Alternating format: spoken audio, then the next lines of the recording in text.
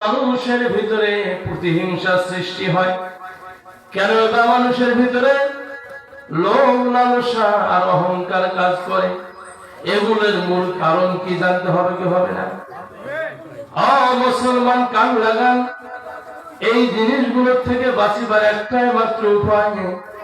যখন এই মানুষের অন্তর থেকে লোভগুলো মুছে যাবে, প্রতিহিংসা কেটে যাবে, মানুষের ভিতরে দলাদলি, মারামারি, খুন খারাপি, চুরি রাহাজানি, গীবত শেখায়াত এগুলো একটাও থাকবে না। যখন মানুষ জানতে পারবে লা রাইবা ফি, কোনো সন্দেহ নেই, এমন একটি কিতাব হুদাল লিন্নাস আমার আল্লাহ নাযিল করলেন মানুষের হেদায়েতের জন্য, এটা যখন বুঝতে পারবে, জানতে পারবে, মানতে পারবে, সঙ্গে সঙ্গে সমস্ত অন্যায়গুলো, অপকর্মগুলো, প্রতিহিংসাগুলো, লোভ লালসাগুলো হৃদয় থেকে মুছে যাবে। ঠিক কিনা বলেন? ছোট্ট একটি কথা বলে দেই, মনোযোগ লাগান। মানুষের ভিতরে লালসা কাজ করে একটাই মাত্র কারণ, ঈমান না থাকার কারণে। এজন্য আপনাদেরকে বলবো মনোযোগ সহকারে কথা শুনতে হবে। সারাটা রাত ওয়াজ শুনলেন, বাড়িতে গিয়ে বলবেন হুজুর কি বা কইলো, আমি বা কি শুনলাম, একটাও মনে নাই। এই ওয়াজ শুনে কি কোনো লাভ হবে বলুন? তাই ওয়াজ করলে কি লাভ, ওয়াজ শুনলে কি লাভ? ওয়াজ করিয়াও কোনো লাভ নাই, ওয়াজ শুনিয়াও কোনো লাভ নাই। লাভ হবে ভাই আমলে। কিসে লাভ হবে? তাহলে ওয়াজ করলো যিনি, কোনো লাভ হবে না। ওয়াজ যিনি শুনলো, তারও কোনো লাভ হবে না। লাভ হবে ভাই আমলে। এবার বুঝুন, ওয়াজ করলে কি লাভ, শুনলে কি লাভ? লাভ হবে ভাই আমলে। কিসে লাভ হবে? আপনারা হয়তো ভাবতেছেন তাহলে ওয়াজ করিও কোনো লাভ নাই, শুনিয়াও লাভ নাই, আমলে লাভ হবে। এবার মনোযোগ লাগান, আমলেও লাভ হবে না। আমলেও কথাটা কেমন শোনা গেল? ওয়াজ শুনলেও সেটা তো লাভ নাই, ওয়াজ করে গেল সেটা তো লাভ নাই।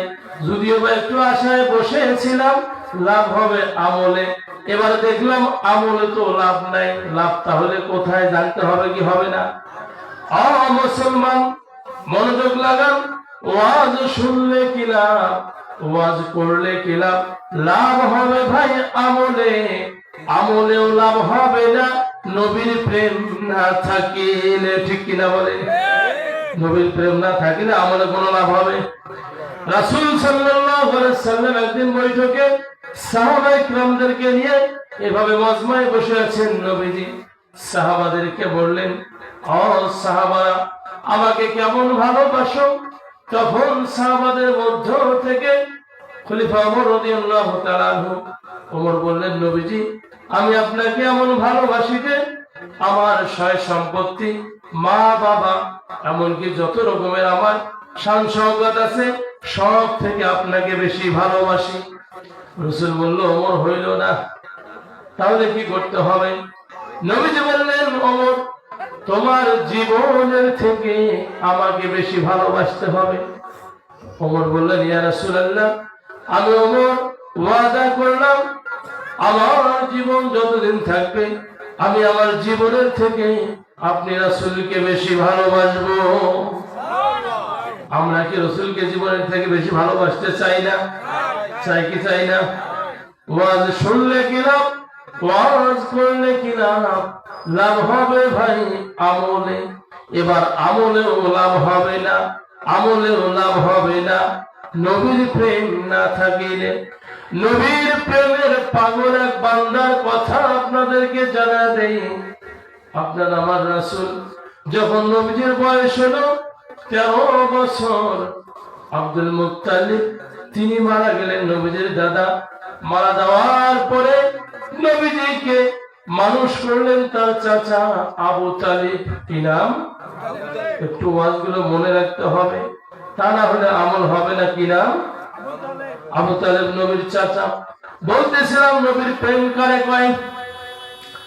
আবু তালিব বাবা মারা যাওয়ার পরে এতিম নবীকে মানুষ করা শুরু করে দিলেন। এবার কয়েক বছর যাওয়ার পরে দেখলেন আবু তালিব ব্যবসা করতেন, ব্যবসাগুলো বন্ধ রেখেছেন। আর তো সংসার চলে না, ইনকামের দরকার আছে।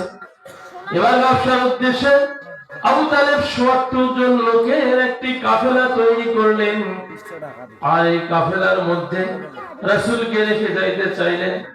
নবীজি বারবার জিজ্ঞেস করলেন, চাচা কোথায় যান গো চাচা? তখন বলল, ভাতিজা আমি যাব সিরিয়ার পথে ব্যবসার উদ্দেশ্যে। বলে, চাচা আমাকে নিয়ে যান। বলে, না বাবা তোমাকে নিয়ে যাব না। বলে, চাচা নিয়ে যান। যখন কয়েকবার বলল, সাথের কাফেলার লোকগুলো বলল, যেহেতু মুহাম্মদ যেতে চাচ্ছে সেহেতু তাকে সাথে করে নিয়ে যাও। কারণ নবীদের শক্তি, প্রত্যেকজন নবীর শরীরে আল্লাহ যে শক্তি দিয়েছে, ওই জামানার ৪০ জন যুবকের শক্তি একজন নবীর ভিতরে আল্লাহ দিয়েছেন। আর বনি ইসরায়েলের ৪০ জন নবীর শক্তি আমার নবীর ভিতরে দিয়েছেন। সুবহানাল্লাহ বলুন। কাফেলার লোকেরা বলল, মুহাম্মদকে নিয়ে যাওয়া হোক, কারণ তার ভিতরে বনি ইসরায়েলের ৪০ জন নবীর শক্তি আছে, তিনি বড় শক্তিশালী ব্যক্তি। কান লাগা নবীর প্রেমের কথাটা বলে আমি মূল জায়গায় যাব।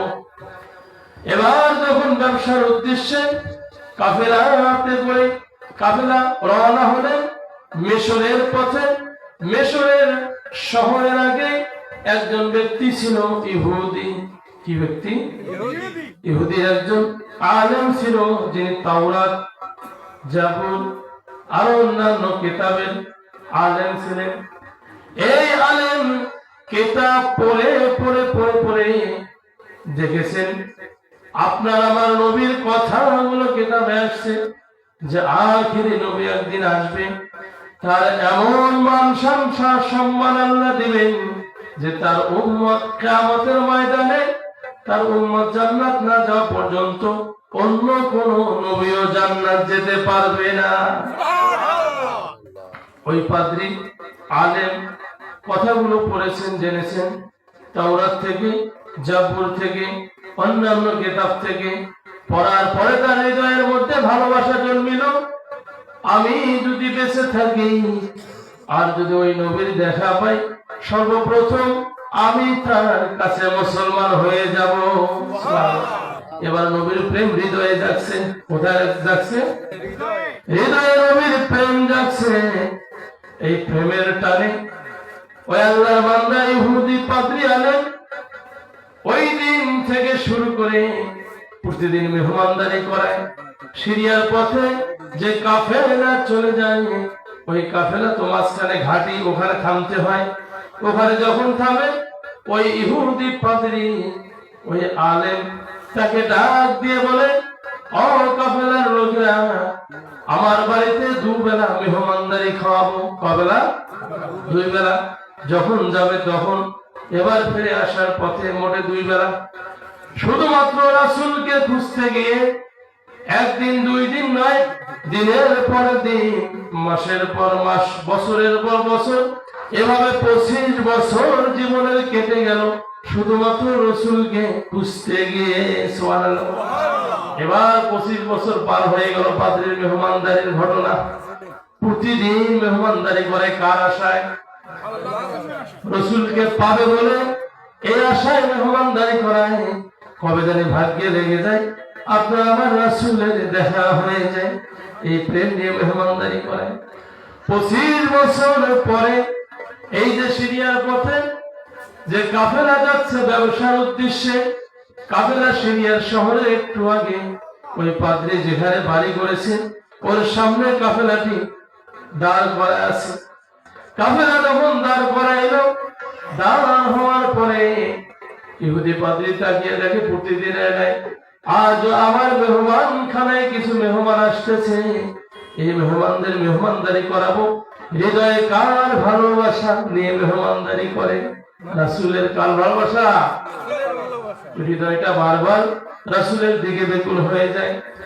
পাদ্রী ওই কাফেলার কাছাকাছি গেলেন, গিয়ে দেখে কাফেলায় অনেক লোক দেখা যায়, কিন্তু লোকদের মাঝে একজন ছেলে 14-15 বছর বয়স। এই ছেলেটি কাফেলার মুরব্বীদের সঙ্গে বসলো না, তাদের সামনে দাঁড়াইলো না, বেয়াদবি হবে বলে মনে করিয়া তিনি একটু সাইডে গেলেন। একটা গাছ মরে গিয়েছে, শুকিয়ে গিয়েছে, সেই গাছের নিচে তিনি বসে পড়লেন। পাদ্রী তাকাইলেন, নবী যখন গাছের নিচে বসলেন সঙ্গে সঙ্গে গাছে খুশি গজানো শুরু হইল, প্রাণ ফিরে পেল। এবার পাদ্রী তাকাইলেন, প্রচন্ড গরম। এই গরমে ছেলেটি আরেক জায়গায় গিয়ে দাঁড়াইলো, তার মাথার উপরে মেঘ তাকে ছায়া দিতে দিতে চলে গেল। পাদ্রী বুঝতে দেরি করলেন না। পাদ্রী ভাবলেন, এই আর কেউ নয় যার আশায় ভালোবাসায় আমি জীবনের যুবক বয়সের সময়গুলো কাটিয়ে দিলাম। আমি মেহমানদারি করাইতে করাইতে আমি ফকির হয়ে গেলাম, গরিব হয়ে গেলাম, সেই নবীর দেখা আমি পেয়ে গেলাম। পাদ্রী এবার দাওয়াত দিল সবাইকে, মেহমান খানায় আসলো, সবাই খানা দিয়েছে সবাইয়ের সামনে। পাদ্রী মুখের সামনে দিয়ে হেঁটে যায় আর মুখের দিকে তাকায়। ওই যে ছেলেকে দেখেছে গাছের নিচে বসেছে, গাছটা জিন্দা হয়েছে, মেঘটাকে ছায়া দিয়েছে, তাকে আর খানা খাওয়ার সময় দেখা যায় না। জিজ্ঞেস করলো কাফেলার নেতাকে, লিডারকে। আবু তালিব বললেন, আমি কাফেলার নেতা। বলে, কাফেলার নেতা আপনি? বলে, জি আমি। বলে, আমি মেহমানদারি করাইলাম, আমি সেই আলেম ইহুদি পাদ্রী আমি। তবে আমার এই মেহমানদারির ভিতরে একটা লোককে আমি দেখতেছি না, ওই লোক না আসা পর্যন্ত কাউকে আমি খাইতে দেব না। বলে, কাকে দেখেছেন আপনি?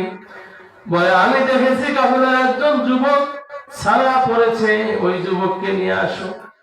আবু তালিব তখন রসুলকে ডাক দিলেন, আসলেন। এবার মেহমানদারি করানো হলো।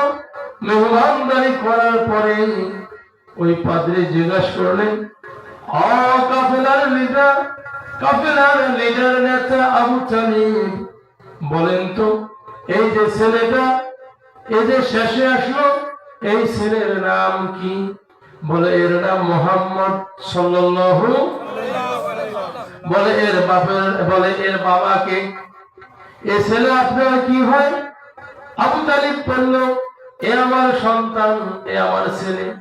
পাদ্রী বলল, না, এ আপনার ছেলে হতে পারে না, কারণ আমি দেখেছি তাওরাতের কিতাবগুলো পড়ে পড়ে পড়ে পড়ে, জাবুর কিতাব পড়ে পড়ে পড়ে পড়ে আমি শেষ করেছি। আমি দেখেছি এই ছেলের বাবার নাম হবে আব্দুল্লাহ, আর এই ছেলের মায়ের নাম হবে আমেনা। সত্য করে বলো আবু তালেব, এ ছেলে তোমার কি হয়? তুমি সত্য কথা গোপন করিও না। আবু তালেব বলল, এটি আমার ছেলে না, এটি হলো আমার ভাতিজা। আপনি যা বলেছেন ঠিক বলেছেন। এর বাবার নাম হলো আব্দুল্লাহ, বাবা মারা গিয়েছে। মায়ের নাম আমেনা, মা মারা গিয়েছে। আমি চাচাটাকে সাথে নিয়ে আসছি। এবার পাদ্রী দু চোখের পানি ছেড়ে ছেড়ে কাঁদে আর আল্লাহর শুকরিয়া আদায় করে বলে, আমি যার আশায় জীবনের সময়গুলো ব্যয় করলাম, এতদিন চলে গেল, সেই নবী মুহাম্মদকে আমি দেখতে পাইলাম। এবার পাদ্রী বললেন, আবু তালেব সামনে আর যেও না, কারণ তুমি যদি সামনে যাও এর অনেক শত্রু আছে, শহরে একে হত্যা করার জন্য অনেক শত্রু আছে, কাজেই সামনে আর যেও না, এখান থেকে তুমি তোমার ব্যবসা গুটিয়ে নাও। আবু তালেব বলেন, আমি যখন ঘোষণা করে দিলাম যারা আমার সাথে ব্যবসায় এসেছ, ব্যবসার মালামাল গুলো বিক্রয় করা শুরু করে দাও। আবু তালেব বলতেছিল, কোথা থেকে লোকজন আসলো আমিও টের পাইলাম না, দ্বিগুণ হারে আমার মালগুলো বিক্রি হয়ে গেল। এবার মাল বিক্রি করে আমি বাড়ির দিকে আসতেছি। ওই পাদ্রী রসুলের দিকে তাকায়, যত দূর পর্যন্ত দেখা যায় তত দূর পর্যন্ত দেখে আর কাঁদে আর বলে, ও আখিরে নবী, আপনি যদি আমার জীবন দশায় নবুয়ত পান, তবে আমার ইচ্ছা ছিল সর্বপ্রথম আপনার হাতে হাত দিয়ে আমি মুসলমান হয়ে যাব। প্রিয় ভাইরা, বলুন তো, ওয়াজ শুনিয়ে কোনো লাভ আছে? ওয়াজ করিয়ে কোনো লাভ আছে? লাভ হবে ভাই আমলে, আমলে লাভ হবে না নবীর প্রেম না থাকিলে। এবার মনোযোগ লাগান। আপনার আমার জীবনের মালিক কে? আল্লাহ কেন সৃষ্টি করলো? অনেকে বলি, মা বোনেরা বেশি করে ঝগড়া লাগলে বলে যে আল্লাহ আর কামে পারলে মুখে বাসে থুইছে, মাগের পায় না, মরণকে হয় না, বলে কি বলে না? এবার কিছু মানুষ বলে যে দুনিয়ার পাশে থাকিয়ে কোনো লাভ নাই, বলে কি বলে না? আবার কিছু মানুষ বলে আমি দুনিয়ার পাশে থেকে কি বালা হলো, আল্লাহ কেন বানাইলো, কেন ফির মরণ দেয়, এত কষ্ট ভালো লাগে না, বলে কি বলে না? মনোযোগ লাগানোর সমাধান কোথায়? আমার আল্লাহ জানান সূরাতুজ জারিয়াত 27 নম্বর পারা 2 নম্বর পৃষ্ঠা 56 নম্বর আয়াতে বলেন, ওয়ামা খালাকাতুল জিন্না ওয়াল ইনসা ইল্লা লিয়াবুদুন। আমার আল্লাহ বলেন আমি দুনিয়াতে দুইটা জাতি সৃষ্টি করলাম। কয়টা জাতি? প্রথম জাতি হলো ওয়ামা খালাকাতুল জিন্না, জিন জাতি। কি জাতি? এখানে যারা আছেন, এখানে কি জিন আছেন? জিনরা বসে আছেন না মানুষ? দ্বিতীয় জাতি হলো মানুষ জাতি, ইনসান। কোন জাতি? এবার আমরা মানুষ জাতিকে নিয়ে আলোচনা করব। যেহেতু আমাদের সামনে কোনো জিন নাই, সেহেতু জিনদের চ্যাপ্টারটা বাতিল করে দিলাম, মানবের চ্যাপ্টারটা সামনে নিয়ে আসলাম। মানবের জন্য আমার আল্লাহ বলেন আমি সৃষ্টি করলাম এই জন্য ইল্লা লিয়াবুদুন, তোমরা আমার ইবাদত করবে। সুবহানাল্লাহ। তাহলে আমাদের কেন সৃষ্টি করেছেন? ইবাদতের জন্য। কেন সৃষ্টি করেছেন? কথা বলেন, কেন? ক্লিয়ার হইলেন? তাহলে যারা বলে কেন সৃষ্টি করেছেন, উত্তর হলো ইবাদতের জন্য সৃষ্টি করছেন।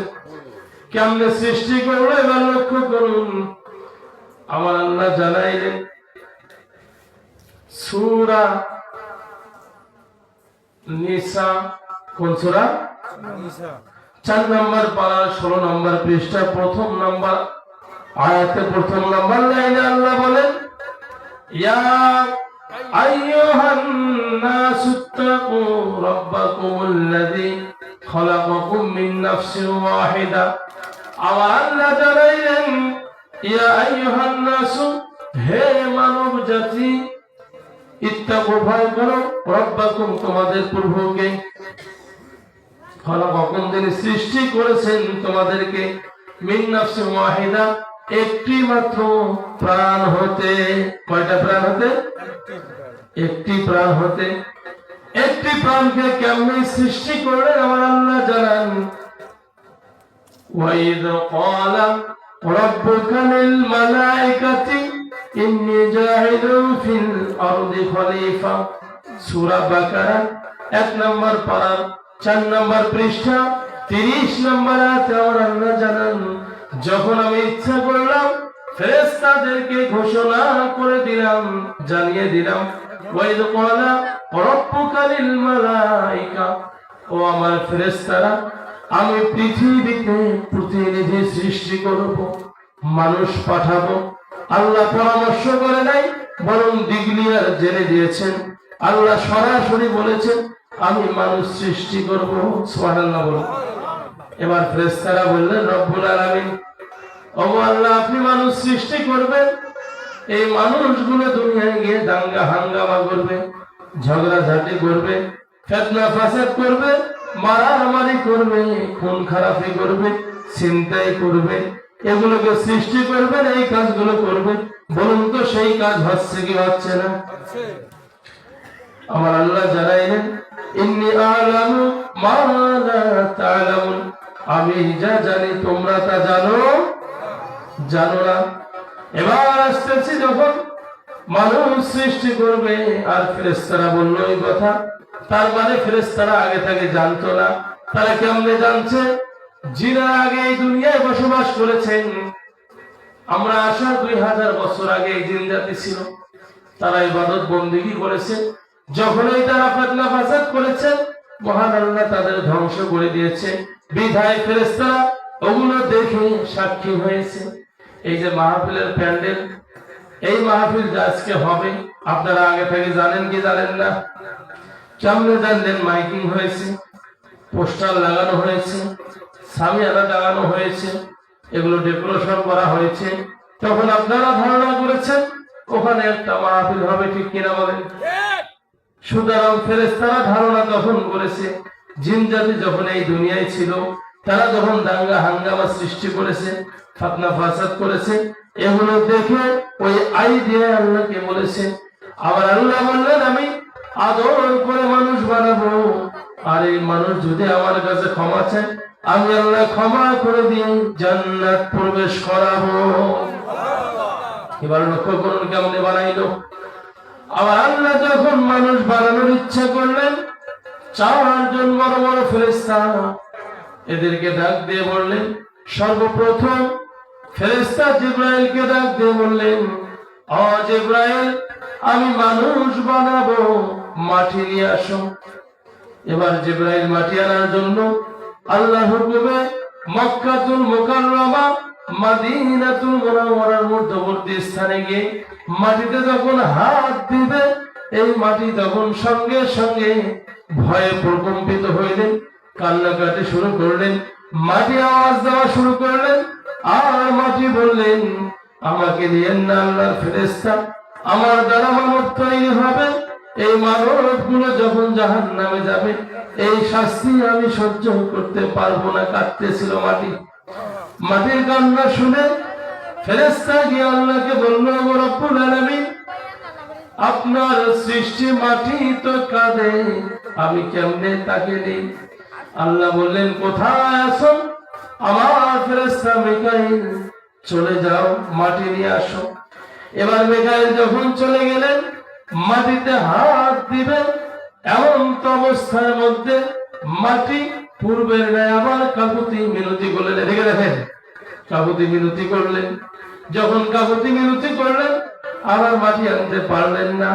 তৃতীয়তে গেলেন ইসরাফিল ফেরেশতা, অনুরূপ তিনি একই কথা শুনলেন। আবার আল্লাহ জানাইলেন, আজরাইল, কোথায় আছো আমার ফেরেশতা? দেরি করিও না, তুমি মাটি নিয়ে আসো। আজরাইল যখন মাটি আনতে গেলেন, মাটিতে হাত দিলেন, হাত দিয়ে যখন মাটি উঠাইলেন, মাটি কান্নাকাটি শুরু করলো। তখন আজরাইল বললেন, ও ও মাটি, আল্লাহ সৃষ্টি, আবার আল্লাহ তোমাকেও বানিয়েছে, আমাকেও বানিয়েছে, সুতরাং আমি আল্লাহর কথাই শুনবো। এ বলে মাটি নিলেন। আজরাইল এত বড় দেহ বিশিষ্ট ফেরেশতা ছিলেন, যার মাটির এক মুষ্টি মাটির ওজন ছিল 40 মণ। কত মণ? আমার আল্লাহ বললেন, আজরাইল, যেহেতু মাটি তোমাকে কাকুতি মিনতি করেছে, তোমার সামনে কেঁদেছে, তবুও তোমার মনটা নরম হয় নাই। এবার আমি তোমাকে দায়িত্ব দিলাম, পৃথিবীর জমিনে যত আদম সৃষ্টি করা হবে, এই আদম সন্তানের রূহগুলো কবজ করবে, তথাপি তোমার হৃদয়ে কোনো মায়া থাকবে না।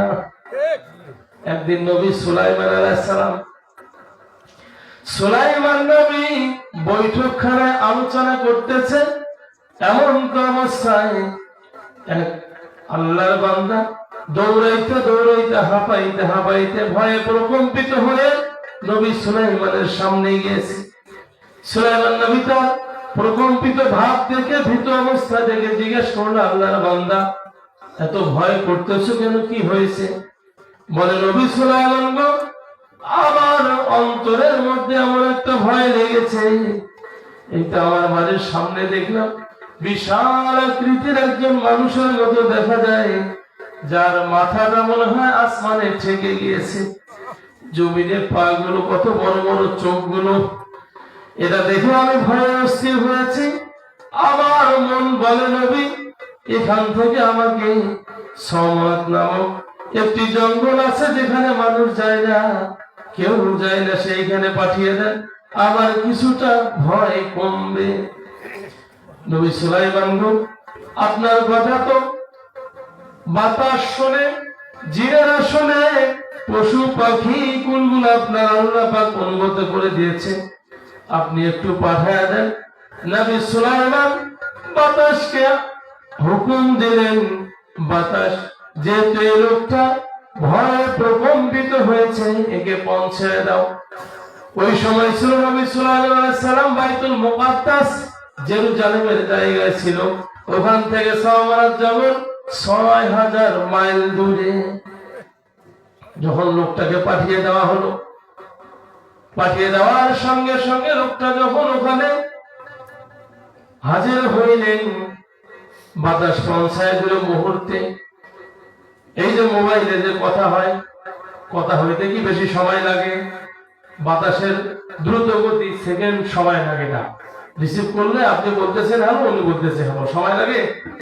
বাতাসের এত পাওয়ার আল্লাহ দিয়েছে। যখন পৌঁছায় দিলেন, লোকটি সোজা হইয়া দাঁড়াইল, দাঁড়িয়ে বলতেছে আল্লাহর বান্দা, যাই হোক, মনে হয় আমি আজরাইলের হাত থেকে বাঁচলাম, একটু বিপদ থেকে আমি নিস্তার পাইলাম। এ বলে যখন আল্লাহর বান্দা সোজা হইয়া দাঁড়াইলেন, চক্ষু খুলে দেখে যে এই লোকটার ভয়ে ওই জেরুজালেম বাইতুল মুকাদ্দাস থেকে ৬০০০ মাইল দূরে সাওয়ারাত নামক জঙ্গলে এসে হাজির হইলেন। ঠিক চক্ষু খুলে দেখে ওই লোকটা চোখের সামনে দাঁড়িয়ে আছে। এবার আল্লাহর বান্দা চোখের পানি ছেড়ে দিয়ে কাঁদে আর বলে, কে গো আপনি? আমি আপনার ভয়ে নবী সুলাইমানের কাছে গেলাম, ৬০০০ মাইল দূরে এই জঙ্গলের মধ্যে আমি হাজির হইলাম। কে আপনি? আপনার দেখা এখানে আমি কেমনে পাইলাম? আমি আপনার ভয়ে এত দূর আসলাম, আপনি কিভাবে চলে আসলেন এখানে? আজরাইল বলতেছেন, আমিও তো আশ্চর্য হয়ে গেলাম, অবাক হয়ে গেলাম, আল্লাহর বান্দা কেমনে তুমি এখানে চলে আসলে?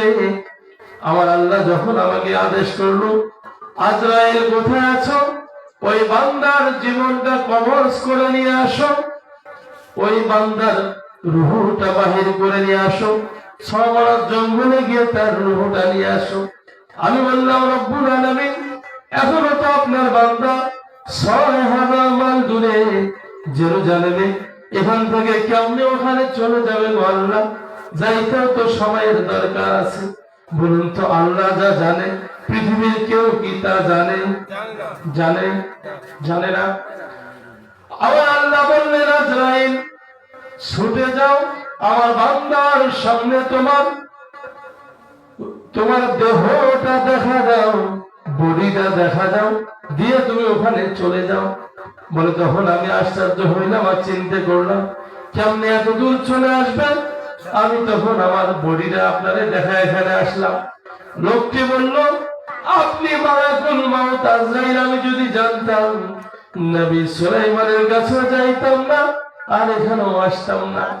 এখন হয়তো আপনি আমার জীবনটা নিয়ে নেবেন, আমার এই দেহটা কে গোসল করাবে, কে জানাজা পড়াবে, কে বা কবর দিবে, কি হবে আমার অবস্থা? একটুখানি সময় দেন, আমি আমার আগের জায়গায় ফিরে যেতে চাই। বলুন তো, সময় দিবে? সময় দিবে? সময় দিবে না। মৃত্যুর সময় আসলে বাঁচার সুযোগ নাই। এবার লোকটি কাঁদতেছেন।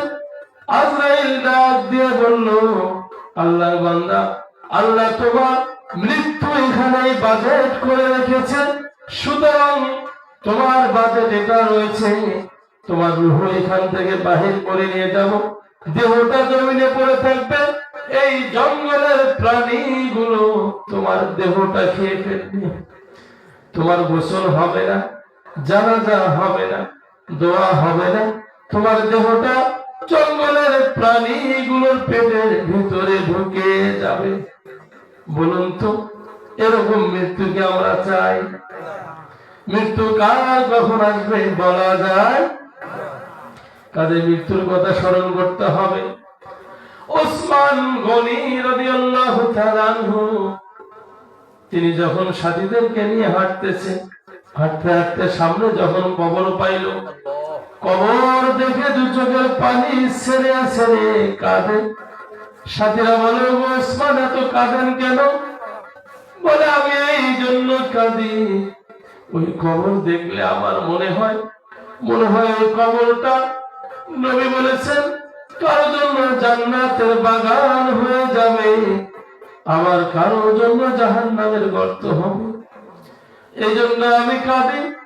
যদি কবরটা কারোর জন্য জাহান্নামের গর্ত হয়ে যায়, কবরে ঢোকার সঙ্গে সঙ্গে কবর দুই দিক থেকে এমন চাপ দিবে, ডান পাঁজরের হাড় গুলো বাম পাঁজরে ঢুকে যাবে, বামের গুলো ডানে ঢুকে যাবে, এরকম পিষ্ট করে দিবে। তাই আমি আল্লাহর কাছে কবর দেখলে কাঁদি, রব্বুল আলামিন এই কবর থেকে আমাদের হেফাজত করুন। আমরাও চাই কিনা? আল্লাহ তাআলা আমাদের হেফাজত করে, বলুন আমিন। প্রিয় ভাইরা, লক্ষ্য করুন, এই কবর হবে মানুষের প্রথম ঘাঁটি। দুনিয়ায় যদি আমল না থাকে, ওই কবরে নাজাতের কোনো সুযোগ নাই। যত আপনি টাকা পয়সা, গাড়ি বাড়ি আর জমিদারি করেন না কেন, মৃত্যুর পরে এগুলো একটাও চলবে।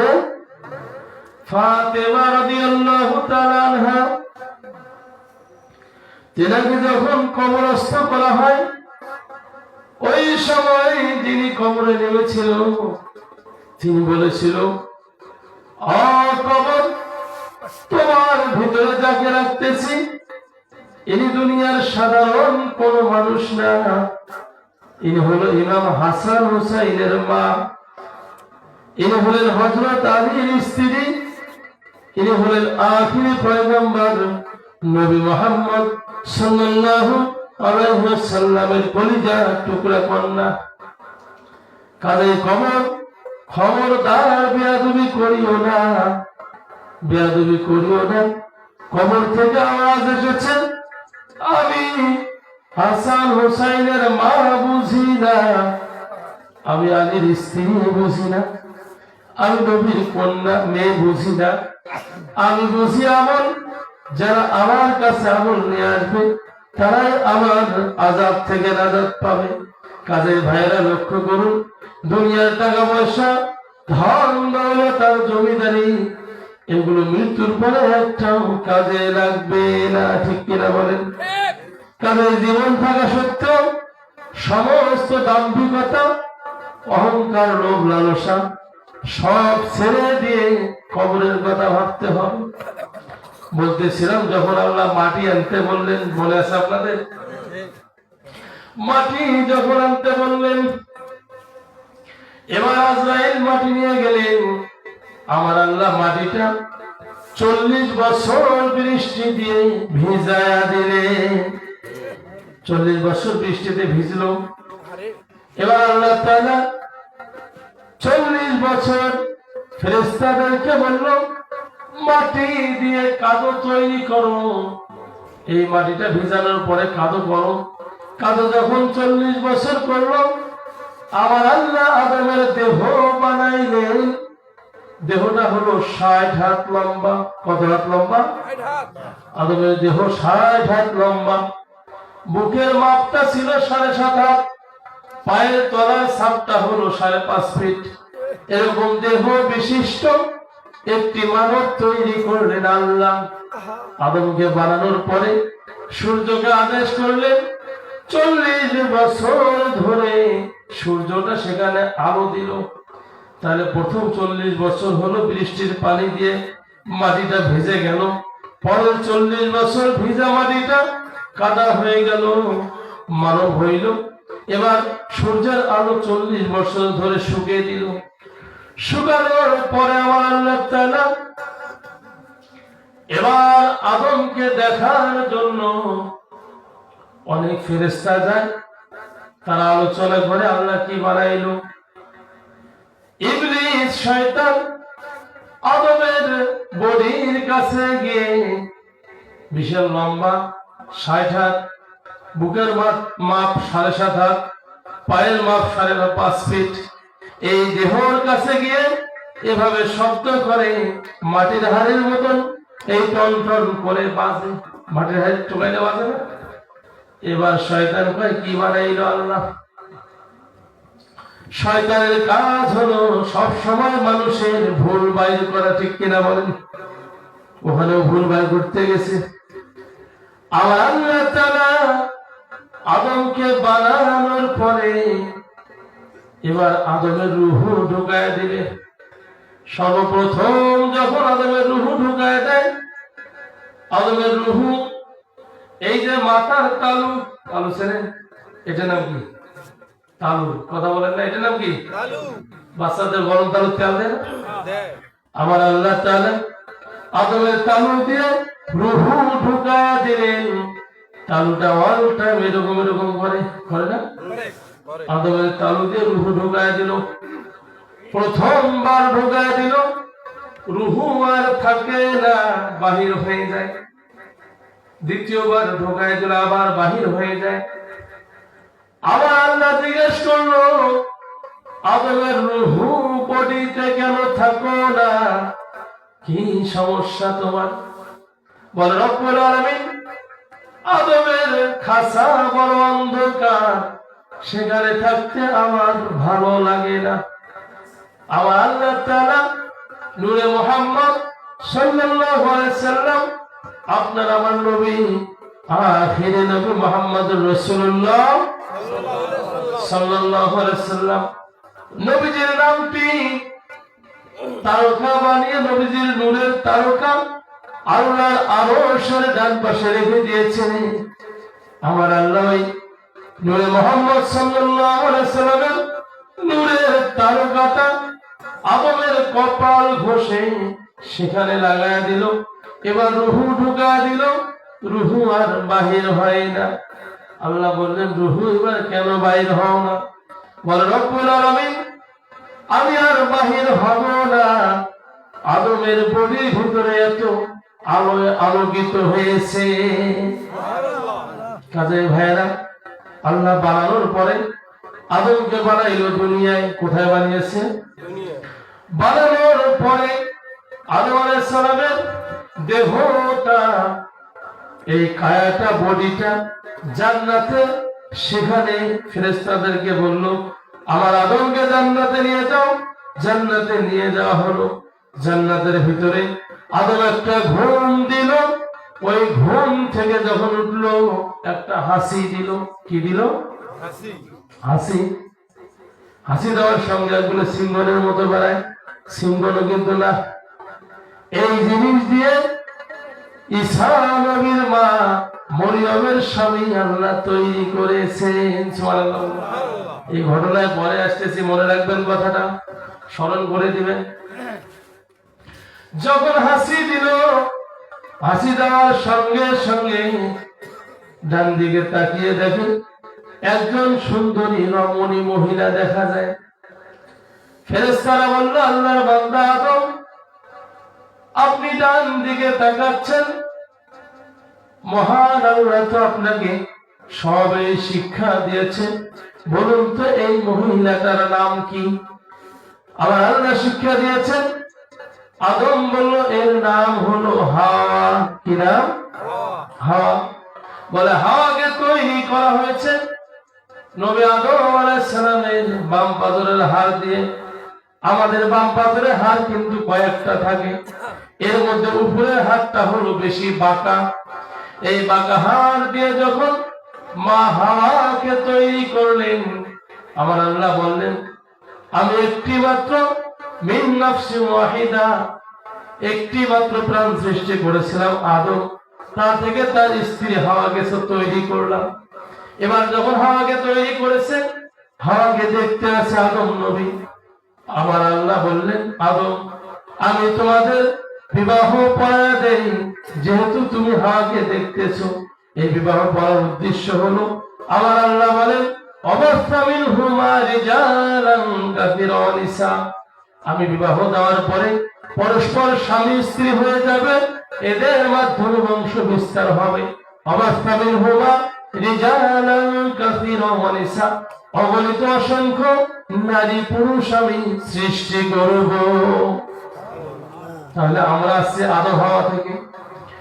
মা হাওয়ার সঙ্গে যখন বিবাহ হয়ে গেল, আমার আল্লাহ তাআলা কোরআনুল কারীমে সূরা বাকারা 1 নম্বর পারা 5 নম্বর পৃষ্ঠা 35 নম্বর আয়াতে বলেন, অকুল্লা ইয়া আদামু উসকুন আনতা ওয়া যাওজুকাল জান্নাতা অকুলা মিনহা রাগাদান হাইথু শি'তুমা ওয়া লা তাকরাবা হাযিহিশ শাজারা ফাতাকুনা মিনাল যালিমিন।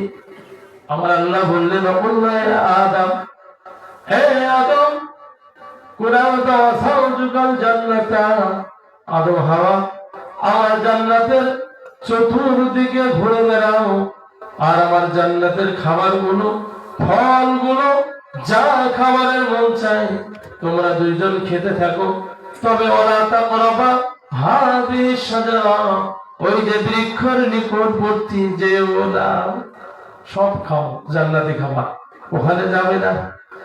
আদম হাওয়া সব জান্নাতি খাবারগুলো স্বামী স্ত্রী একসঙ্গে বেড়াচ্ছে, ঘুরতেছে, খাইতেছে, কিন্তু ওই নিষিদ্ধ বৃক্ষের নিকট যাচ্ছে না।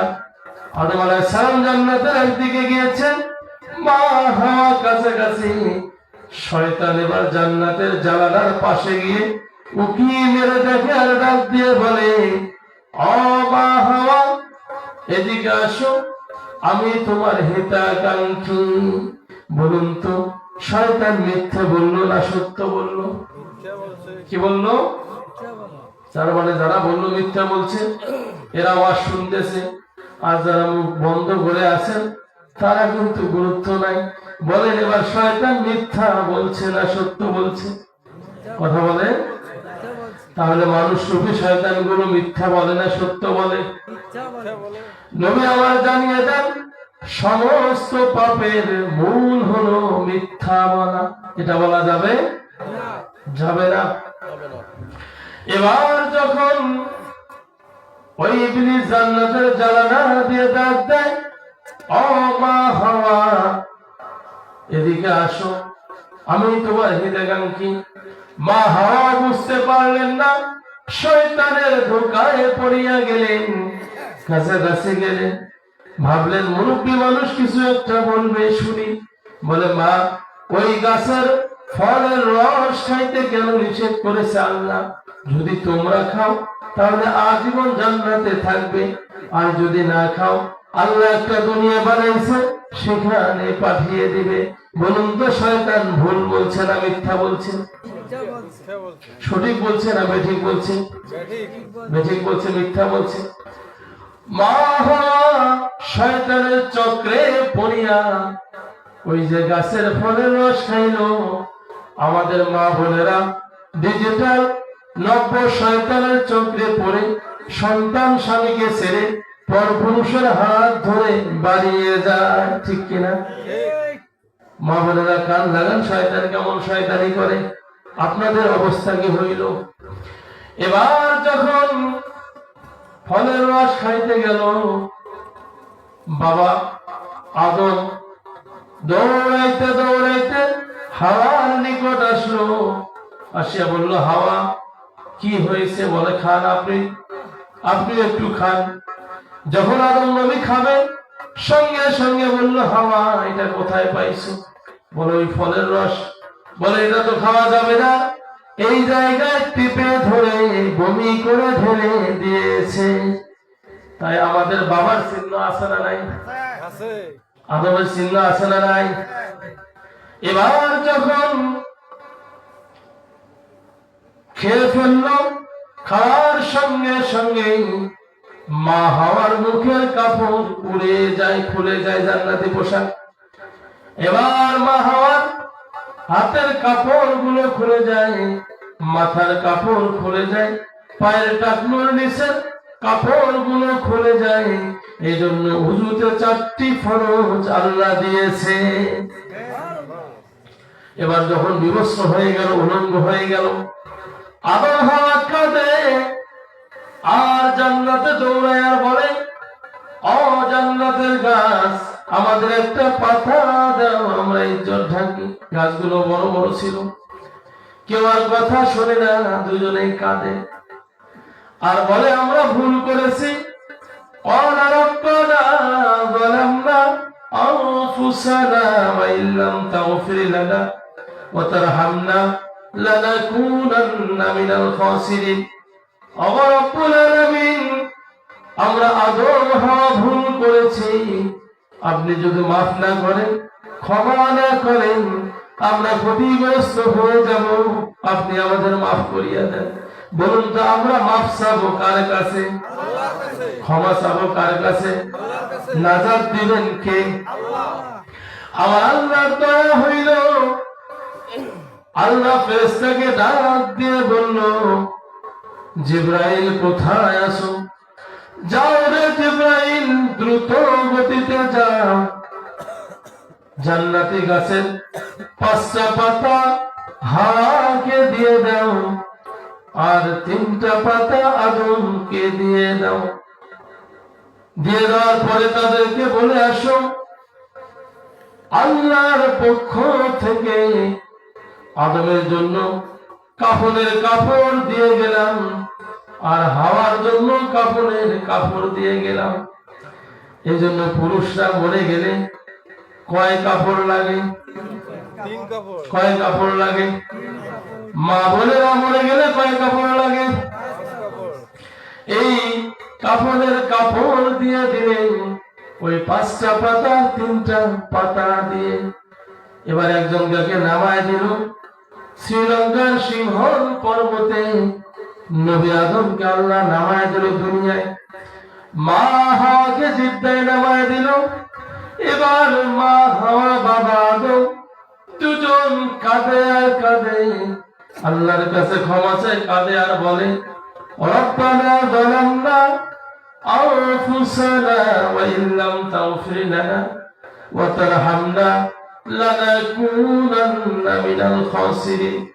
তারা বলে, রব্বুল আলামিন, আমরা ভুল করেছি, জুলুম করেছি আমাদের নফসের উপর, আপনি যদি মাফ না করেন, ক্ষমা না করেন, আমরা ক্ষতিগ্রস্ত হয়ে যাব। এমন কাঁদতে কাঁদতে কাঁদতে কাঁদতে দিনের পর দিন চলে যায়। আরাফার ময়দানে যখন পৌঁছাইল, ওই সময় আদম নবীর মনে হলো, হায় রে, আমি তো জান্নাতে যখন ছিলাম, ওই জান্নাতের পাতায় পাতায় লেখা দেখেছিলাম আমার আল্লাহর নামের সঙ্গে একটি নাম মুহাম্মাদুর রাসূলুল্লাহ। না জানি আমার আল্লাহর কোন প্রিয়জন, প্রিয় বান্দা হবে, মহান আল্লাহর কোন প্রিয় বন্ধু হবে, যার নামটি জান্নাতের গাছের পাতায় পাতায় লেখা আছে। বলে, রব্বুল আলামিন, ও আল্লাহ, আপনার এই বন্ধুর নামে রসিলা করিয়া আমাকে মাফ করিয়া দেন। আমার আল্লাহর সঙ্গে সঙ্গে আদমকে মাফ করে দিল। সূর্যোদয় হলো, তাকিয়ে দেখে হাওয়া সেখানে হাজির হয়েছে। আপনার আমার নবী, নবী মুহাম্মদুর রাসূলুল্লাহ হজের সময় আরাফার ময়দানে সাহাবায়ে কেরামরা একত্রিত হইলে পরে বলেছে, ও আল্লাহর বান্দারা, এখানে তোমাদের আদি পিতার দোয়া কবুল হয়েছে, সুতরাং এখানে দোয়া করো, আল্লাহ তোমাদের দোয়া কবুল হবে। আজও হাজিরা দেখবেন মক্কাতুল মুকাররমায় হজ করতে গেলে ওই আরাফার ময়দানে গিয়ে দুহাত উঠাইয়া আল্লাহর কাছে প্রার্থনা করে, আল্লাহু আকবার বলুন। আর যত দলাদলি ঠেলাঠেলি, হিংসা প্রতিহিংসা বাংলাদেশে, কেউ কয় মুনাজাত করব, কেউ কয় না করব, কেউ কয় যায়, কেউ কয় বেদাত, বলে কিনা? আমি বলবো, ওখান থেকে শিক্ষা নাও, যেখানে নবী বললেন তোমরা হাত উঠায় দোয়া করো, আজ পর্যন্ত যেখানে হাত উঠায় দোয়া করা হয় সেখানকার কোন দলাদলি নেই।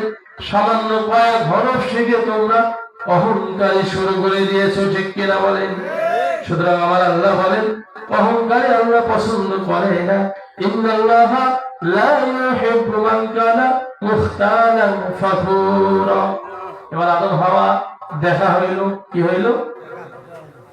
দেখা হওয়ার পরে তাদের সংসার জীবন শুরু হইল, সন্তান আসা শুরু হয়ে গেল। যখন সন্তান আসে, পৃথিবীর সর্বপ্রথম যে মানুষের কবর হয় সেই মানুষটার নাম কি বলেন তো? কি না বলতে পারবে? আদম আলাইহিস সালাম। আমার কিছু কথা মনে হয়, ওই যে বললাম ওয়াজ শুনলে গেলাম, ওয়াজ করলে গেলাম, লাভ হবে ভাই আমলে, আমলেও লাভ হবে না নবীর প্রেম না থাকিলে। এবার আদমের সন্তান হইল জোড়ায় জোড়ায় মা হাওয়ার, জোড়ায় জোড়ায় সন্তান, তার নাম যমজ সন্তান। কি সন্তান? ৭৭ জোড়া সন্তান হইল। আর এখনকার মা বোনেরা বলে দুইটা হইলে ভালো, একটা হইলে আরো ভালো, বলে কি বলে না? আমার আল্লাহ বলেন আমি সন্তানদের উসিলায় তোমাদের রিজিক গুলো বৃদ্ধি করিয়া দেই। যার সন্তান যত বেশি তার রিজিকের বাজেট আল্লাহর কাছে তত বেশি। সুবহানাল্লাহ। একটা কথা মনে হলো, কিছুদিন আগে দেখছিলাম পত্রিকায়, এবং আপনারা যারা মোবাইল চালান, ইউটিউব, ফেসবুক দেখবেন, এক মহিলার 7 জন মেয়ে। কয়জন মেয়ে? পাড়ার মানুষ কয় দেখছেন, বুঝেন? ওটা কপাল পোড়া, কপাল খালি বেটি দেখা যায়, ওটা আর বেটা নেই, 7টা বেটি এতগুলো ছাওয়া নিছে। আর আমার আল্লাহ বলছেন যত সন্তান তত বরকত, মহিলা জানে তত বরকত। হাদিসটা ফলো করতেছে। এবার এলাকার মানুষ চিন্তা করে, দেওয়ানিরাও কয়ে দেখছেন ওইটা বেটি ছাওয়ার খালি কেমন বেটি হয়। এগুলো শত অপমান সহ্য করে মহিলা ওই হাদিসের উপরে আমল করতেছে। 7টা মেয়ে মানুষ হয়েছে, একটা হয়েছে জজ, একটা হয়েছে কলেজের প্রধান শিক্ষক শিক্ষিকা, আর একটা হয়েছে ডাক্তার, একটা হয়েছে মাস্টার, এভাবে একটা হয়েছে সেনাবাহিনীর বড় অফিসার, একজন হয়েছে পুলিশের বড় অফিসার। 7টা 7 জায়গায় যখন খালি গেছে, রেজেক বৃদ্ধি করে দিয়েছেন কে? আল্লাহ। এবার এলাকার মানুষ সুর পাল্টাইলো, কয় দেখছেন এর মতন ভাগ্য ভালো কারো নাই।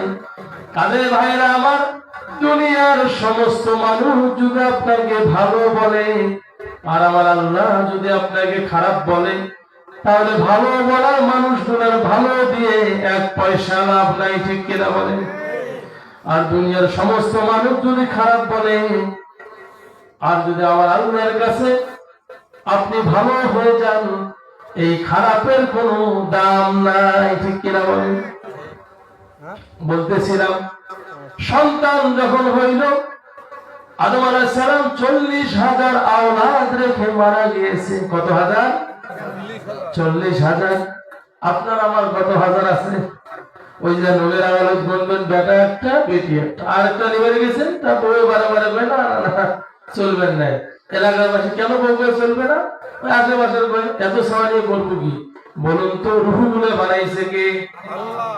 ছাওয়া বানার কারো কোনো শক্তি আছে? পরে আমি আসতেছি সে কথায়। জোড়ায় জোড়ায় যখন সন্তান হইল, এই সন্তানদের দায়িত্ব কেমনে পালন করবে? পালন করার ব্যাপারে আমার আল্লাহ জানান সূরাতুল বাকারা 2 নম্বর পারার 17 নম্বর পৃষ্ঠা 233 নম্বর আয়াতে আল্লাহ বলেন, ওয়াল ওয়ালিদাতু ইরদি'না আওলাদাহুন্না হাওলাইনি কামিলাইনি লিমান আরাদা আন ইউতিম্মার রাদা ওয়া আলাল মাওলুদি লাহু রিজকুহুন্না ওয়া কিসওয়াতুহুন্না বিল মা'রুফ لا تكلف نفس إلا وسعها لا تضار والدة بولدها ولا مولود له بولده وعلى الوارث مثل ذلك فإن أرادا فصالا أو تراض منهما وتشاور فلا جناح عليهما وإن أردتم أن تسترضعوا أولادكم فلا جناح عليكم إذا سلمتم ما آتيتم بالمعروف واتقوا الله واعلموا أن الله بما تعملون بصير। আমার আল্লাহ বলেন, সন্তানের দায়িত্ব বাবা কেমনে পালন করবে, মা কেমনে পালন করবে। ও দুনিয়ার মানুষ, যুবকেরা কান লাগান, যারা বিয়ে করেছেন লাভ হবে, যারা বিয়ে করেন না তাদেরও লাভ হবে, যাদের সন্তান হয়েছে তাদের উপকার আছে, যাদের সন্তান হয় নাই তাদের উপকার আছে, মা বোনদের আরো বেশি উপকার। মনোযোগ লাগান, কোরআনুল কারীমের সূরা বাকারা 2 নম্বর পারার 17 নম্বর পৃষ্ঠার 233 নম্বর আয়াতের আলোচনা করা হচ্ছে। আমার আল্লাহ বললেন, যখন সন্তান জন্মগ্রহণ হবে, এই জন্ম থেকে শুরু করে সন্তানকে 2 বছর দুধ পান করাবে মা। কত বছর? 2 বছর। একজন সন্তানকে তার মা কয় বছর দুধ পান করাবে? কথা বলেন, কয় বছর? 2 বছর আল্লাহ জানিয়ে দিলেন। এখন আমাদের দেশের সমাজে দেখবেন পুষ্টিহীনতায় ভোগে বিধায় খ্রিস্টানদের তৈরি করা একটা সংগঠন আছে, মা শিশুর জন্য তারা পুষ্টিকর খাবার দান করে, আছে না? আছে। এটা কেন হইল? মুসলমান যখন কোরআন ভুলে গেল, ঈমান ছেড়ে দিল, তো বেঈমানরা তাদের মাথার উপরে দরদে হয়ে গেল। ঠিক কিনা বলেন? এবার দেখবেন যে সন্তান 2 বছর দুধ পান করে নাই, মা তার স্তনকে ঠিক রাখার জন্য 2 বছর দুধ পান করায় নাই সৌন্দর্যের জন্য, ওই সন্তান একটু বড় হইলে চশমা লাগে, কানা। ঠিক কিনা বলেন? চশমা ছাড়া চোখে দেখে যে সন্তানগুলো বর্তমান হচ্ছে, ভালো করে খোঁজ নিয়ে দেখবেন। আর কোরআনের কথাটা মিলাবেন। সূরা বাকারা 2 নম্বর পারা 17 নম্বর পৃষ্ঠা 233 নম্বর আয়াতে আল্লাহ বললেন, মা তার সন্তানকে 2 বছর দুধ পান করাবে, কিন্তু মায়েরা সন্তানকে ভালোবাসে ঠিক, 2 বছর দুধ পান করায় না। অনেক মা আছে তার সন্তানগুলো চোখে দেখে না, চশমা ছাড়া চলে না। ঠিক কিনা বলেন? কাজে মায়েরা খুব মনোযোগ দিয়ে কথাগুলো গ্রহণ করবেন। যখন সন্তানকে 2 বছর দুধ পান করাইছে আগের মানুষ, পূর্বে আমাদের সময় দেখেছি, আপনারা দেখেছেন, অনেক মুরব্বী আছেন, এখন উপরে হয়ে গিয়েছেন, কোরআন এখনো দেখে দেখে পড়তে পারে, আছে না? চোখের পাওয়ার এখনো ঠিক আছে, কারণ মায়েরা দুধ পান করাইছে, এত কিছু জানে নাই। এখন যত জানছে তত ব্যাংলা হয়েছে। যেখানে মা বোনদের জন্য পর্দা ফরজ করে দিয়েছেন আল্লাহ, সেখানে মা বোনেরা লজ্জা লাগে। এই যে এখন অন্যায় দিয়ে দেয়, আগে ছোটতে দেখছিলাম মা বোনেরা অন্যায় দিয়ে মাথা ঢাকছিল কইনের মতো, এখন মাথাটা সারিয়া গলার মধ্যে দিয়ে ঝুলি বেড়ায়। আবার কিছুদিন পরে এই তো আস্তে আস্তে আমি যখন গাড়িতে আসি, টার্মিনালে গাড়িটা যখন ব্রেক করলো, দেখলাম একজন মেয়ে লোক গেঞ্জি পরে হাঁটতেছে। নাউজুবিল্লাহ কোন। আবার আল্লাহ বলেন, ফিআই সূরাতিন মা শারাকাবা, আমি আল্লাহ আমার ইচ্ছা অনুযায়ী মানুষের সুরগুলো তৈরি করলাম, কণ্ঠগুলো দিলাম।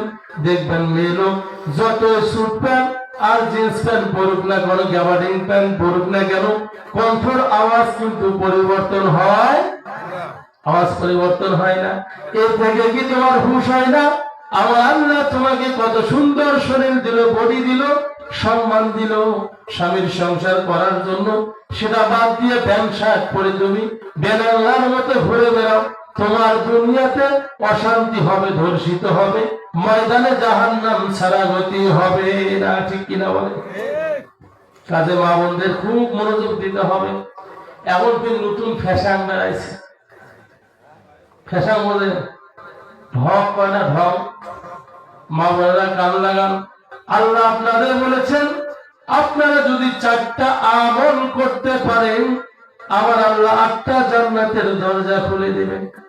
4টা আমল। প্রথম আমল হলো, আমি যে কথা চাচ্ছি এটা বড় মনে করে দিবেন, ওই যে সন্তানের কথাটা, দুধ পান করা। 4টার প্রথম আমল হলো আল্লাহর সাথে কাউকে শরীক করা যাবে না। দ্বিতীয় আমল হলো আল্লাহর ইবাদত করতে হবে, 5 ওয়াক্ত নামাজ পড়তে হবে, নামাজ ছাড়া যাবে না। তৃতীয় আমল হলো নামাজের পরে মহিলারা মা বাবার খেদমত। প্রথম আমল হলো আল্লাহর সাথে শরীক করা যাবে না। দ্বিতীয় হলো নামাজ পড়তে হবে। তৃতীয় হলো রমজানুল মুবারক মাসের রোজাগুলো পালন করতে হবে। চতুর্থ নম্বর হলো স্বামীর খেদমত করতে হবে। কার খেদমত করতে হবে? স্বামীর কথা শুনলে অনেক মা বোন চটকি ওঠে, হ্যাঁ এটা কেমন কথা? মা বোনেরা লক্ষ্য করুন, ফিরআউনের স্ত্রী ছিল আসিয়া। ফিরআউন বলেছিল আনা রাব্বুকুমুল আ'লা, আমি তোমাদের প্রভু, আমি তোমাদের খোদা। আসিয়া কিন্তু তারাই ঘর করেছে, বলছে না মিস্টার ফিরআউন, তুমি আমার আল্লাহ হইতে পারো না, আমার সৃষ্টিকর্তা তো একজন আছে, তুমি আমার স্বামী। এ বলে যখন গোপনে ইবাদত করে, ইবাদত করতে করতে করতে করতে একদিন ফিরআউন টের পাইছে, কি ব্যাপার আছে ইবাদত করা আমাকে বাদ দিয়ে, আমি আল্লাহ দাবি করলাম না, মানি আল্লাহ মানে, এবার আসিয়ারে শাস্তি দাও। কেতাবে আসতে আসিয়াকে ধরে নিয়ে গিয়ে সর্বপ্রথম তার দলের লোকগুলো যুবকদেরকে বলেছে আমার স্ত্রীকে পিঠাও। কত বড় নিষ্ঠুর মনের মানুষ হইলে নিজ স্ত্রীর গায়ে অন্য মানুষকে লাগিয়ে দেয় হাত দেওয়ার জন্য। কত বড় খারাপ মানুষ হইলে এই কাজটা করে। এবার যখন মানল, আহত করলো, তথাপি আসিয়া বলল আমি আল্লাহকে ছাড়া তোমাকে মানি না। বলে এখনো তোমার হুঁশ হয় নেই? বলে হুঁশ হয়েছে, আমি আল্লাহ ছাড়া কাউকে মানি না। বলে কোথায় আছে আমার দলের লোক? এবার আসিয়াকে পাথর দিয়ে আঘাত করো আর মেরে ফেলো। বর্ণাকারী দুইটা বর্ণনা করেছে, কেউ বলেছে গরম তেল টকবক গরম করে সেখানে আসিয়ারে ছেড়ে দিয়েছে, মাছের মতো ভেজে মেরে ফেলেছে। কেউ বলেছে পাথর দিয়ে মেরে ফেলেছে। যখন আসিয়া মরে যায়, আমার আল্লাহরে বলে রব্বুল আলামিন আমার জন্য একটি জান্নাতের ঘর তৈরি করুন। সুবহানাল্লাহ বলুন। মা বোনেরা, আপনার স্বামী কি ফিরআউনের চাইতে খারাপ? আপনি একটাবার চিন্তা করেন, 4টা আমল করলে 8টা জান্নাতের দরজা আল্লাহ খুলে দিবে। রাসূলুল্লাহ সাল্লাল্লাহু আলাইহি সাল্লাম সাহাবারা সহ যখন একই সাথে হাঁটতেছে, হাঁটতে হাঁটতে হাঁটতে হাঁটতে ওই সময় একটা উট এসে নবীজির পা মোবারকে চুমে খাইলো। সুবহানাল্লাহ বলুন।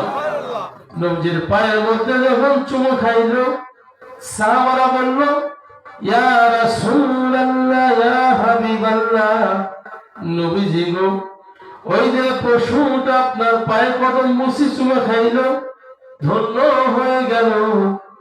ও নবী, যদি আপনি আদেশ করেন আমরা আপনার পায়ের চুমো খাবো।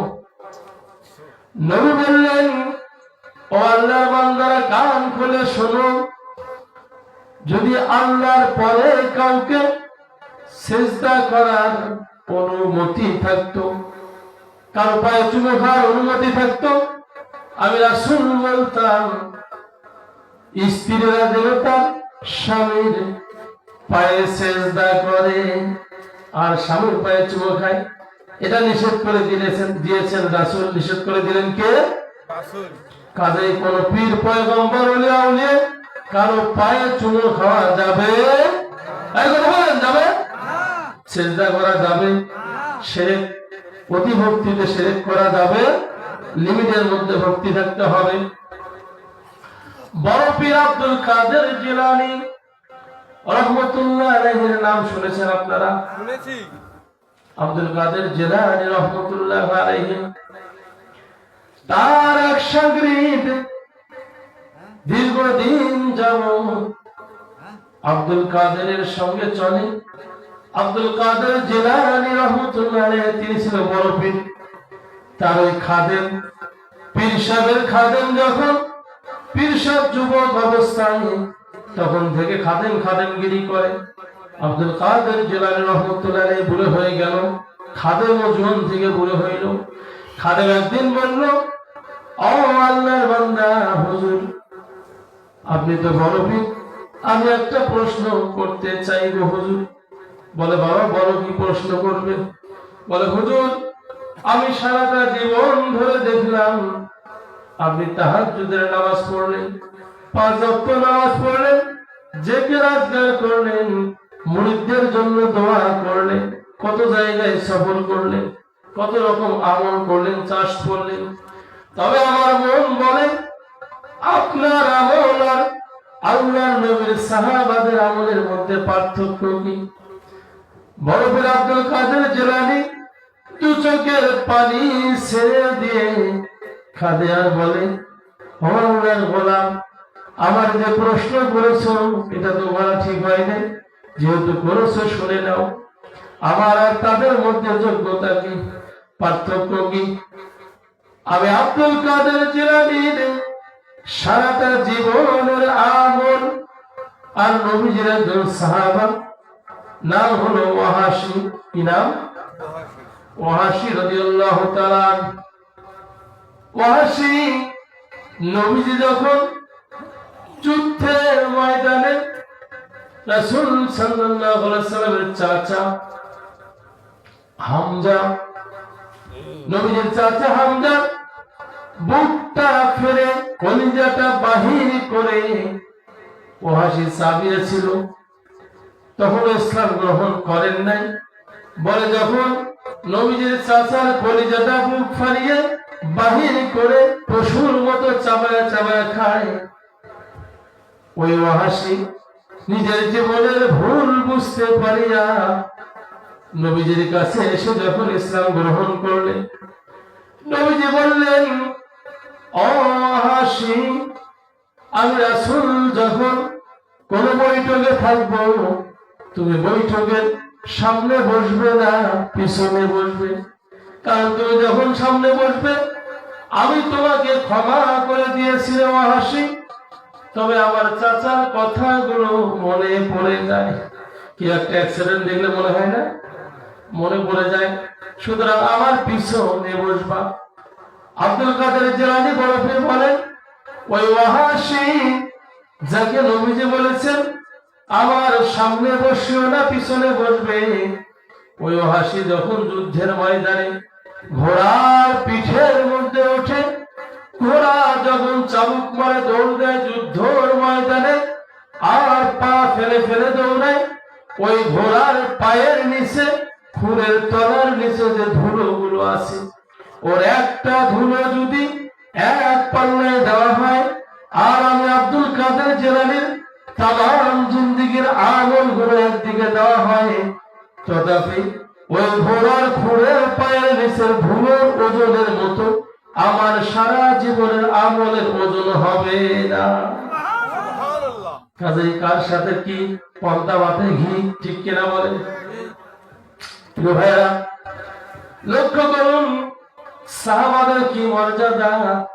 আমার আল্লাহ বলছেন, আমার রাসূল বললেন, সাহাবারা হলো নক্ষত্র, আমি রাসূলের পরে সাহাবাদের অনুসরণ করিও, আলেম ওলামাদের অনুসরণ করিও। প্রিয় ভাইরা, আরো একটি আল্লাহর ওলির ঘটনা বলি, নাম হলো বাইজিদ মুস্তাবি। এই বাবা বসো। কি নাম? বাইজিদ মুস্তাবি।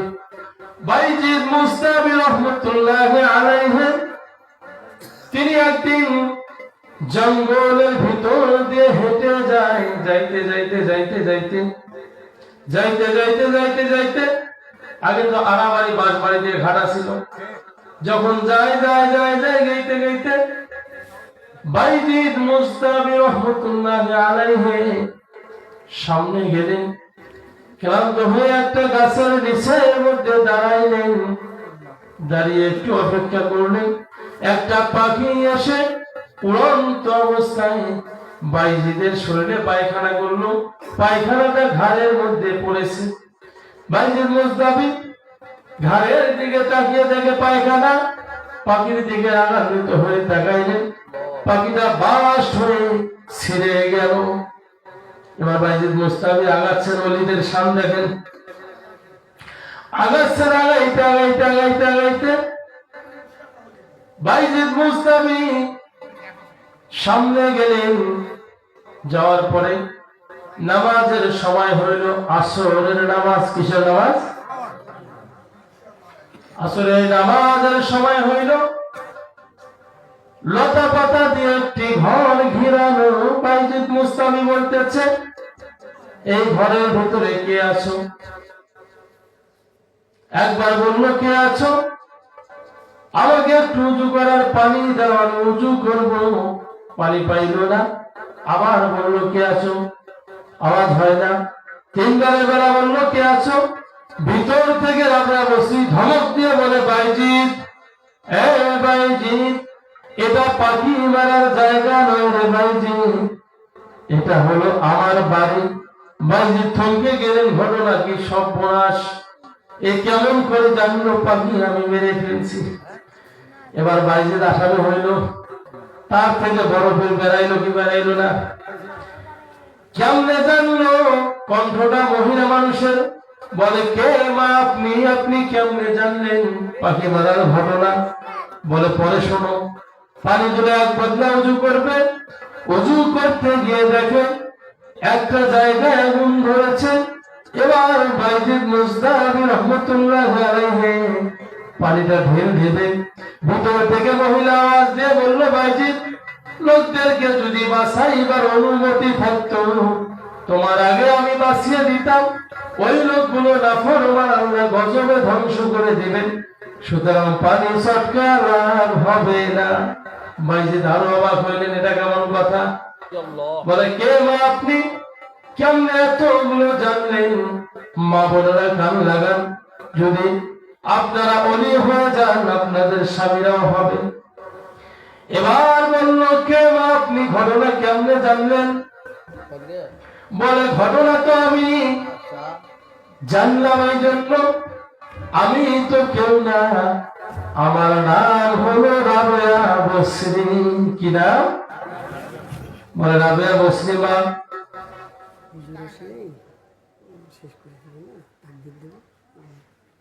বলে রাবেয়া বসরি মা, কেমনে আপনি এটা জানলেন? বলে আমি জানলাম, আমি আমার স্বামীর খেদমত করে করে করে করে এত কামালিয়াত অর্জন করেছি। মা বোনেরা সবচেয়ে বড় কামালিয়াত হলো স্বামীর খেদমত করা। আমি যে ঘটনাটি বললাম এটা কোরআনেও নাই, হাদিসেও নাই, শুনতে মজা লাগলো, কিন্তু এর জন্য দায়ী আমি না, এটা একটা জীবনী। এটা কি? এটা মানা জরুরি নয়, জরুরি মানা হলো যে কথা আমি ছাড়ছি।